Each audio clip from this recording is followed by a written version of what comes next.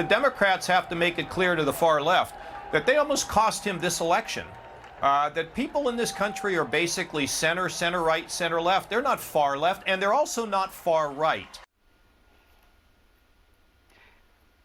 Former Ohio Republican Governor John Kasich is blaming progressives for how close the presidential election was. Now, liberal members of the so-called squad are on defense after several moderate Democrats blamed them for unexpected losses in the House. Here's Congresswoman Alexandria Ocasio-Cortez today. We can help. It's not saying that every member has to campaign as a progressive in a traditional progressive way, but it's to say that we have assets to offer the party that the party has not yet, fully leaned into or exploited. Texas Democratic Congressman Henry Cuellar joins me now, a member of the House Appropriations Committee and Blue Dog Coalition. Great to have you on the program. Good to see you, sir. Let's start off with what needs to happen first within your own party. What does it look like when progressives like the Congresswoman Ocasio-Cortez push and say, no, their voices have to be heard? How do you balance all of that? There are going to be different voices inside the Democratic Party. I'm a center-left Democrat, and there are some people that are far left, some people that are far right, but those are just going to be different voices. I'm one voice, other people are just one voices, and we'll let the Democratic caucus do that. But I would tell you that all of us, we as members of Congress, we have our own individual districts. We know our districts, and we have our own brand inside our district. And I'm not going to let anybody from outside my district tell me how I should campaign inside my district. And I'm not going to tell that to anybody else also. Do you think, as John Kasich said, that those far-left progressives put in jeopardy what you needed to do on the Hill during the elections this season? You lost seats in the House. Again, everybody has their own thoughts on that. I can tell you this, that some of that messaging didn't play well in my congressional district. Maybe it plays well in some members' district, but in my district, it didn't play well. And I think the senator, the former governor had a point about we just got to make sure that we understand one thing is America is not far left. America is not far right. It's either center left or center right, and that's the way it's been, and that's where it's going to be. When you say it didn't play well, give me a specific example. What didn't play well? Defunding the police. The police. Or even attacking the oil and gas. I mean, everybody has their own district.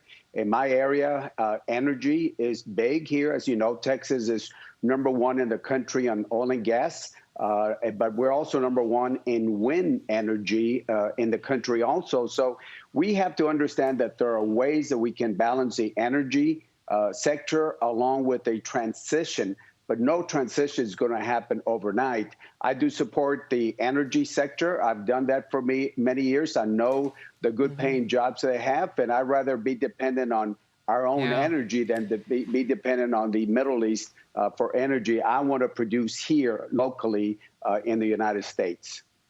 Well, Congressman, what I hear you say, defund the police, that was a little bit across the board, but specifically the oil, the fracking, the gas, and all of that, that was from now the president-elect. So you had a little bit for everybody in there that didn't, as you say, necessarily play well for you. I want to get to Representative Ilhan Omar now on those claims.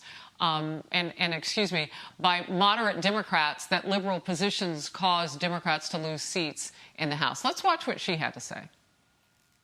Some of these candidates who went out and rallied with Black Lives Matter and thought that it was convenient or even cute. This message that they are sending, that we stand with you when we think you are going to be helpful to us, and we are going to condemn you when there is a challenge, really isn't the message that we should be sending to our base. So Congressman Cuellar, she seems to be saying that she feels like certain members of the party, those most progressives, get a bit used and then not listened to. What do you say in response to that?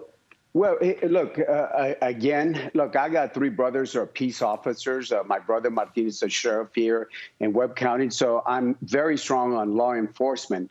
But to go to an extreme to say that we need to defund the police, I disagree. And there's a lot of my members, and there's members in swing states, and there's districts, and certainly there are blue dogs also that we disagree with things like that. Look, I'm not going to condemn the progressives. I'm not going to condemn the liberals, but I will tell you that I don't think they need to tell me or anybody else how we should run our own district. We'll listen to each other. We'll sit down and listen, just like I sit down and listen to my Republican friends. I'm a big, I believe in bipartisanship. So I'm willing to listen to different parties, but I think for any group to condemn somebody is not right. But I will tell you that in every district, certain messages will not play. Let us run. I think people need to let members run their own campaigns in their own districts and not come in and say that they know better than other members of Congress in their own particular district. Real quickly, I have to go, but do you think that President-elect Joe Biden should visit some red states? Should he be in your home state of Texas talking about these things that you say didn't play well, like energy? Well, certainly he will come to Texas. We are going to invite him to Texas. And certainly there are some of us that, for example, if you talk about energy, we certainly want to have input in the Biden administration when it comes to energy. We want to find balance. That's the key. Look, I believe in climate change, but we cannot just blame the energy sector and change it right now. I know a lot of those people that still drive cars, still fly airplanes, still use the fossil fuels when they do transportation. I do believe in a transition, well, that's like everybody. But we got to do it in a thoughtful way. Yeah, I mean, everybody is still doing that. What you're talking about is everybody so far. Congressman, thanks for being with me today. It was interesting to get your point of view. Appreciate your time. Thank you so much. Have a wonderful day. You too.